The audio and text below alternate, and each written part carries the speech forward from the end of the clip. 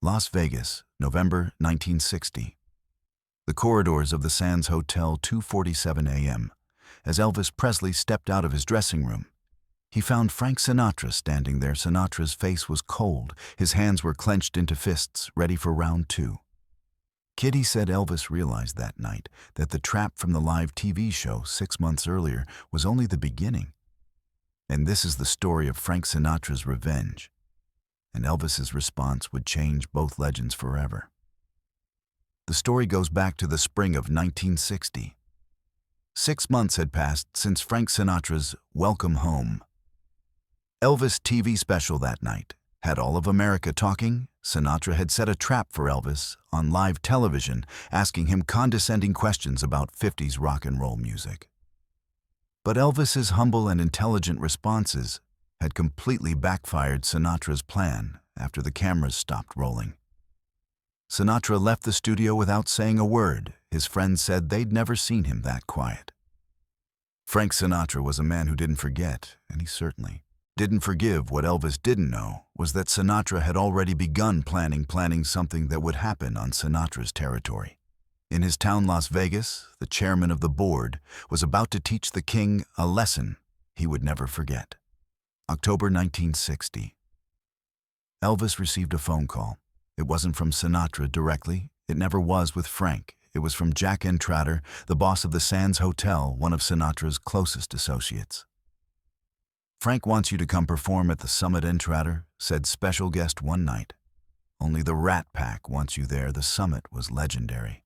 Sinatra, Dean Martin, Sammy Davis Jr., Peter Lawford, Joey Bishop. The most exclusive show in Vegas. Every major star in America wanted an invitation.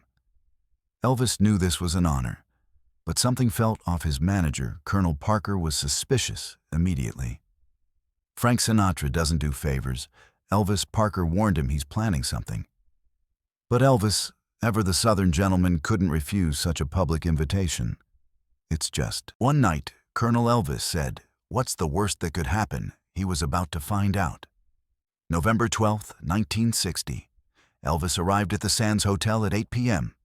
The backstage area was buzzing. The Rat Pack was in full swing, laughing, drinking, preparing for what they called the greatest show on earth. But when Elvis entered the dressing room area, something strange happened, and the laughter stopped.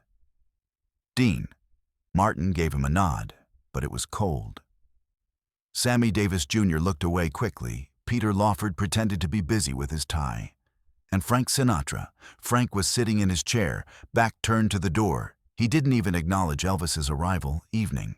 Frank. Elvis said, his southern politeness showing silence, finally, without turning around. Sinatra spoke. "You're on at 11:30 after us. Don't screw it up." The tone wasn't joking. It wasn't friendly. It was ice cold. Elvis's guitar player, Scotty Moore, who had come with him later, recalled, "I'd never seen Elvis look that uncomfortable, not even in his army days." What Elvis didn't know was that Sinatra had spent the previous 3 hours giving very specific instructions to the sound engineers, the lighting crew, and the stage manager. Frank Sinatra was orchestrating something, and it wasn't a performance. It was a destruction. 11:30 p.m. The Rat Pack had just finished their set to thunderous applause. 2,000 people packed into the Copa Room. Frank Sinatra walked to the microphone for the final time. "Ladies and gentlemen," he said with that signature Sinatra smile, "we have a very special guest tonight." The crowd erupted. They knew who was coming. "He's young, he's got the girls screaming, and he thinks he can sing." The audience laughed, but it wasn't warm laughter. It was the kind of laugh that comes before a roast. "Please welcome Elvis Presley." Elvis walked onto the stage. The spotlight hit him. But something was wrong. The spotlight was too bright, blinding. Elvis squinted, trying to see the audience. He couldn't. He reached for his microphone. It was set too low, about a foot too low. He had to bend down awkwardly to reach it. The audience giggled. Elvis adjusted it, trying to maintain his composure. He signaled his band to start. They began playing "That's All Right, Mama." But the sound was wrong. His guitar was too quiet. The drums were overpowering. His own voice was barely coming through the speakers. Elvis looked to the sound booth. The engineer wouldn't make eye contact from the side of the stage. Elvis could see Sinatra. Frank was leaning against the wall. Arms crossed, watching smiling Elvis tried to push through. He was a professional. But then came the final blow. Halfway through the second song, the spotlight started moving. Not following Elvis as he moved across the stage, but moving randomly. Leaving him in darkness, then blinding him again, and the audience was no longer laughing.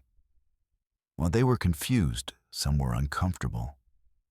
One woman in the front row later told a reporter it felt like watching a public execution. Elvis finished the song. And the applause was polite, scattered, nothing like the roar the Rat Pack had received. That he looked toward Sinatra one more time. Frank raised his glass, a silent toast. "Thank you, Las Vegas." Elvis said quietly, and walked off stage. The humiliation was complete, or so Sinatra thought. Elvis walked directly to his dressing room. He didn't speak to anyone. "Scotty Moore followed him, Elvis. That wasn't your fault. They sabotaged." "I know, Scotty," Elvis interrupted. "I know exactly what happened for 20 minutes. Elvis sat in silence, thinking. Then he stood up.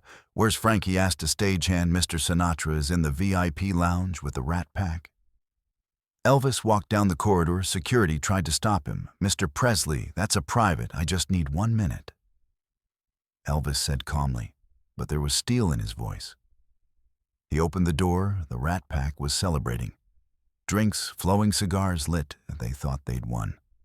Elvis stood in the doorway. Into the room went quiet. Sinatra turned around slowly. Well, the king returns," Frank said mockingly. "Rough night, kid." Dean Martin chuckled nervously. Sammy Davis Jr. looked at the floor. Elvis walked forward, stopped 3 feet from Sinatra for a moment. Nobody breathed, and then Elvis did something no one expected. He smiled. "You know what?" Frank Elvis said quietly. "You're right." Sinatra's eyebrow raised. What about me being young, about me having a lot to learn?" Elvis paused. "But here's the difference between you and me."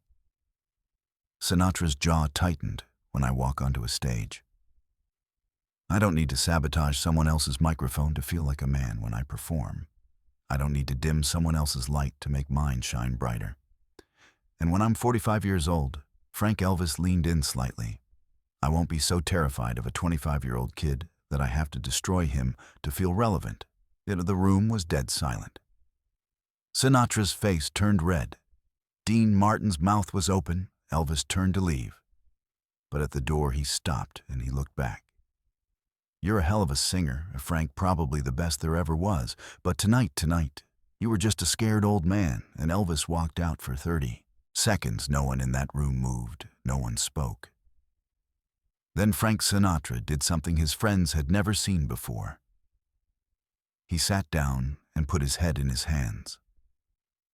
What happened in the weeks and months after that night became the stuff of legend, according to Sammy Davis Jr. in a 1989 interview. Frank Sinatra didn't speak for 3 days after the confrontation. "I'd never seen Frank like that." Sammy said he looked broken.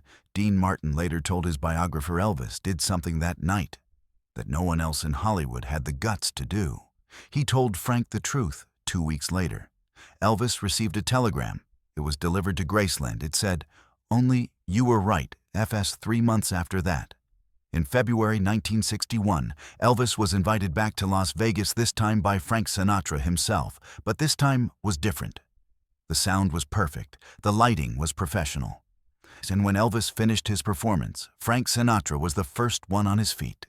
Applauding after the show, the two men talked for hours, not as rivals, but as artists who understood each other. Frank Sinatra never sabotaged another performer again. And Elvis never spoke publicly about that November night. But everyone who was there knew something had changed. 2 legends had clashed, and both had walked away.